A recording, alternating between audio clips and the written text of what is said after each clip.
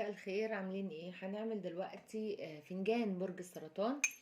بص يا برج السرطان، اولا عايزه اقول لك في موضوع يعني بتفكر فيه، والموضوع ده ما يحتملش الدبلوماسيه اللي عندك. انت ساعات بتبقى دبلوماسي كده وما بتحبش تضايق حد ولا تزعل حد، لكن عايزه اقول لك الموضوع ده لا يحتمل اي دبلوماسيه. يا ابيض يا اسود، لازم تقول رايك بكل صراحه. مفيش حاجة اسمها معلش اصل كذا، الدبلوماسية والذوق الزيادة ده لا، قول الحق. آه، في موضوع شخص ممنوع عنك او باعد عنك، لعل المنع خير يعني، لكن عايزة اقولك ان في حد اتكلم عليك من وراك في ظهرك وجاب سيرتك معاه، والشخص ده اتقال له عنك كلام مش حلو ابدا، فحاول تحسن صورتك يا برج السرطان.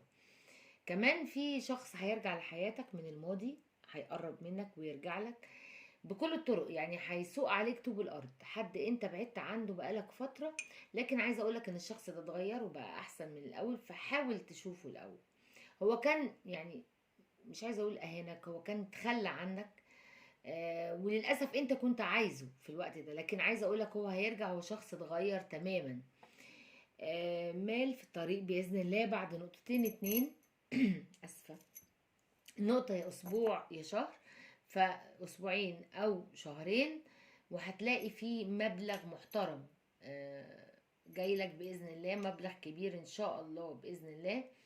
لكن عايزة أقول لك الفترة دي مناسبة جدا إن أنت تخرج عن الروتين، تكسر الروتين، لأن أنت مليت، عندك شوية إحباط كده. بشرة حلوة، ترقية بإذن الله. كمان الناس اللي بيشتغلوا في السوشيال ميديا أو في الفن أو الحاجات دي عندكوا علو شأن وشهرة، يعني لو الكارير بتاعك يستحمل شهرة فانت عندك شهرة. الناس اللي بتشتغل في كارير ينفع فيه شهرة، مكاسب كبيرة هتحققها الفترة اللي جاية من العمل بتاعك بإذن الله. كمان في هم شمل، يعني في ناس كانوا بعيد عنك أو زي قطيعة بينك وبينهم، في لم شمل إن شاء الله. كمان في عيون عليك بصالك، بيغيروا منك، عايزين يشوفوا لك يعني سوري مصيبة يحطوك فيها، فأنت خليك واعي وخليك مركز في الناس دي كويس جدا. كمان في عقد هتكتبه او هتمضيه، ممكن يكون عقد جواز، ممكن يكون عقد عمل. anyway العقد اللي هتمضيه ده لازم تاخد بالك من كل البنود بتاعته. كمان عندك صلح، انا قلت تقريبا في الاول لان انا لفيت الفنجان، عندك صلح، مش عارفه قلت ولا لا. في صلح مع حد بقالك فتره بعيد عنه خالص خالص خالص. كمان اللي في علاقة والشخص او الطرف التاني متسلط، يا ريت تنتهي العلاقة دي، لان التسلط ده انت ما بتقدرش تعيش مع شخص متسلط. انت ساعات بتبقى شخصية متسلطة، لكن انت ما بتعرفش تعيش مع حد متسلط، انت طيب جدا. تعبت كتير يا برج الجوزاء، وان الاوان تفرح، عندك فرحة كبيرة جدا جدا جدا. كمان في مال متأخر عليك وهيوصلك ان شاء الله. آه، عايزه اقول لك، حاسس كمان ان الناس كلها في، يعني مش كلها، في حاجات كتير بتحصل، مشاكل ورا بعض ورا بعض، تلاقي ضربات كده، وقوع وقوع وقوع.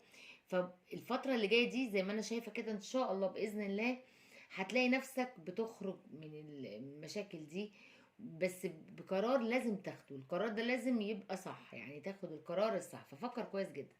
متفوق جدا في شغلك، ومتفوق على نفسك كمان، وحتى اللي بيجري وراك ما بيعرفش يحصلك يا برج الجوزاء، عشان كده بيغيروا منك. عندك عزومة أو مناسبة هتحضرها، المناسبة دي هيكون فيها كلام بينك وبين عدة أشخاص، أول مرة تقعد معاهم، أول مرة تتكلم معاهم، بس بعد كده في حد منهم له دور في حياتك الفترة اللي جاية، ممكن بقى بجواز أو بعمل، يعني في ارتباط كده بينك وبين الشخص اللي من المجموعة دي. نجاح وشهرة انا قلت من شوية. انت في مفترق طرق يا برج الجوزاء، فعشان كده لازم تاخد قرار سليم، ولانك لو غلطت انت اشد برج بيندم، فبلاش تختار غلط. حاول تختار القرار الصح. انقلاب جذري في حياتك المادية هتلاقي كده، يعني السهم طلع في ثانية، بقيت حياتك المادية بقت احسن حاجة ان شاء الله الفترة اللي جاية، انقلاب ايجابي اكيد. حاول ان يعني بعض الناس اللي انفصلوا، الحبيب ده راجع بس بشروط. يعني هو راجع بس بشروط، فخد بالك بقى من الشروط دي، هل مناسبة لك هل لأ. آه يعني عايزة اقول مبروك، الف مبروك لبرج الجوزاء، لان الفترة اللي جاية هتسمع الكلمة دي كتير قوي، لان انت عندك نجاح. سوري، انا قلت الجوزاء، انا بقول السرطان. سوري سوري سوري. برج السرطان، برج السرطان. انا اسفة يا جماعة والله، عشان لسه عاملة فنجان برج الجوزاء، فاسفة جدا. ده برج السرطان، عشان بس ما حدش يخرج في تعليقات يقول لي هو سرطان ولا جوزاء. لا، ده سرطان يا جماعه، ده سرطان، بس انا غلطت وانا بتكلم، وهتلاقوا مكتوب بره على الفيديو انه سرطان. ده برج السرطان ان شاء الله. أه حاول تنهي موضوع معلق، انهيه واقطعه من جذوره. الموضوع ده متعلق وكل شويه يظهر على السطح ويعمل لك مشكله. كمان هتسمع اخبار حلوه او ايجابيه يعني عن شخص غايب بقاله فتره، لكن هيرجع للظهور من جديد. خد بالك، لان في ناس في ظهرك بيتامروا عليك، عايزينك يعملوا لك مشكله باي طريقه. كمان عندك انتقال، عتبة يعني سكن او عمل، بس عندك انتقال. الانتقال ده في حوالي 6 نقط، ال6 نقط هنا 6 شهور، مش اسابيع. انا قلت لك ان في مبلغ مالي ان شاء الله. كمان الناس اللي عندها سفر، عندك سفر يا برج السرطان. الناس اللي مستنيه سفر عندك سفر، وفي سفر مفاجئ كمان لبعض الناس لحاجة معينة. يعني ممكن يكون حضور مثلا لا قدر الله عزاء أو فرح، بس اللي هو زي زيارة كده وصد رد ورجوع. كمان في علاقة سرية. الناس اللي من برج السرطان في علاقة سرية، بلاش على العلاقات السرية يا برج السرطان. اللي قدامك بيبقى صعبان عليك او يقول لك اصل ظروفي كذا، او لا، العلاقة لو ما كانتش في النور بلاش. انت شخص واضح، فخليك واضح طول الوقت. في شخص قريب منك عايز يأذيك، يعني كلامه معاك حتى بيبقى السم في العسل، يعني كلام كويس بس هو يودي في داهية، فخد بالك. وزي ما قلت لك خد بالك، بلاش علاقات سرية، بلاش علاقات سرية يا برج الجوزاء خالص. هنشوف بقى الطبق. سوري السرطان، معلش مش عارفة معلق في لساني برج الجوزاء ليه. سرطان يا جماعة.